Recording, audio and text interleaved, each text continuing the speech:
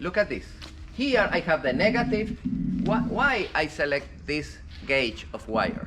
Yeah, because the distance in between the batteries and the load, that gauge was calculated according with the ABYC tables. That's it. It's not because it's nice for me, that gauge, no. It's calculated all the time. Once again, you have the tables, you only need the total distance, you multiply times 2 because it's bam, bam. You have the voltage of the system. With the voltage, you calculate the voltage drop. 3% for everything and 10% for lining. And with those information and the tables, you calculate the gauge of the wire. Look at this.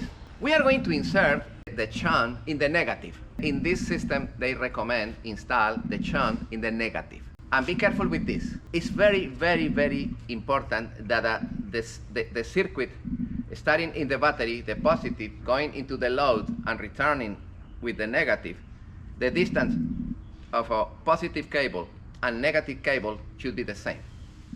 The same or pretty similar. You remember that in previous installation of a DC, you put the positive here and the negative a long cable or vice versa. Doesn't matter. And you say, but it's working. Yeah, it's working, but here, because we have a computer administrating, those distance should be equal to avoid bad readings on the system. That's clear, guys? The distance of the negative and the positive should be pretty close, as close as possible. Other thing in this system is when you connect the cables with the metals, the positive bar, the negative bars, the surface should be clean.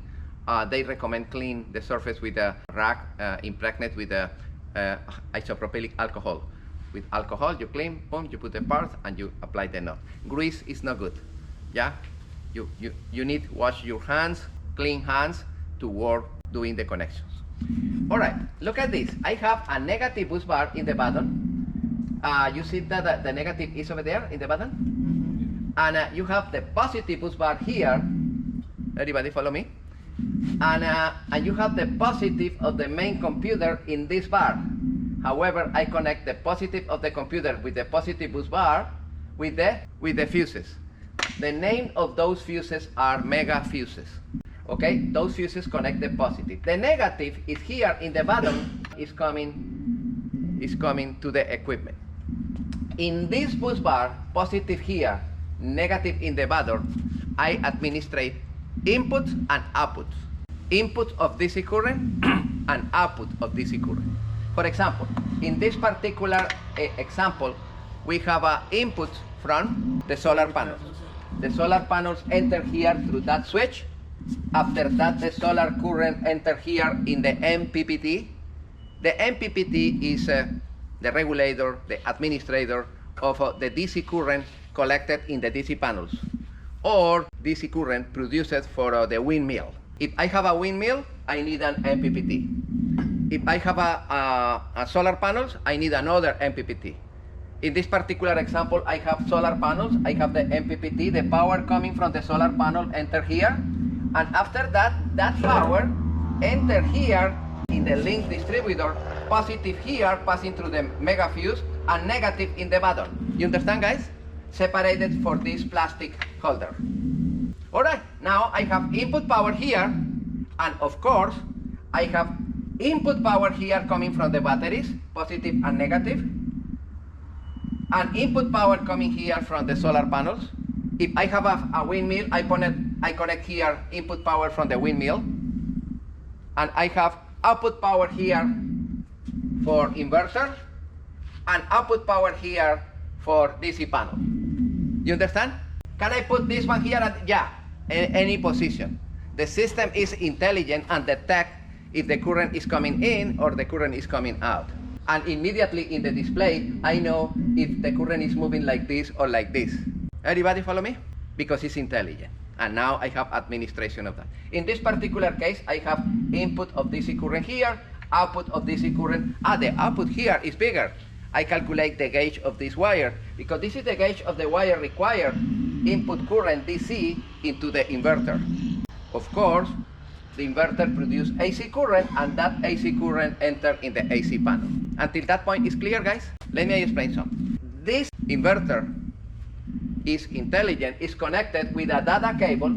This is an RG45 connector connected here with the computer. The computer is connected in data with this, with the inverter. And also, the computer is connected in data with the display. And also is connected with data with the smart shunt. And the smart shunt is connected with another RG45 with the link distributor. I have data connection between this, and this with this. That's okay? Once again, the inverter, the main brain, the Servo GX, the display, and the smart shunt and the distributor, they are connected with data cables. Data cables. Look at this, data here, data between this and this, and data between this and this. When I have connection of data in different networks, in the next coming class we are going to learn about the NEMA network, National Marine Electronics Association network. That network administrates all the electronic devices that we have in the boat, the radar, the GPS, the transducer, everything connected together, and also generators and engines. If those equipments are connected with that network, the NEMA backbone, I have that information in the display. And I am going to connect in that class that display with this display, both of them. In other words, I can see the electrical information of my boat, the Victron connection, in the main display of the boat. That's fantastic. The captain in the main display have all the information of the boat, not only information related with electronic devices, information related with the electrical system of the boat. Nice, no guys? Because here I have another connection with another cable to connect to the NEMA. In the next coming class I am going to show that connection, that cable. All right, and now I am going to explain this one. What is this? This is the automatic transfer switch. Why? Because this inverter have the ability, for example, if in this moment the system is inverting, is converting DC current in AC, and I have AC power. If for some reason somebody connect the short power, I don't need change switches or something. No, I connect the short power.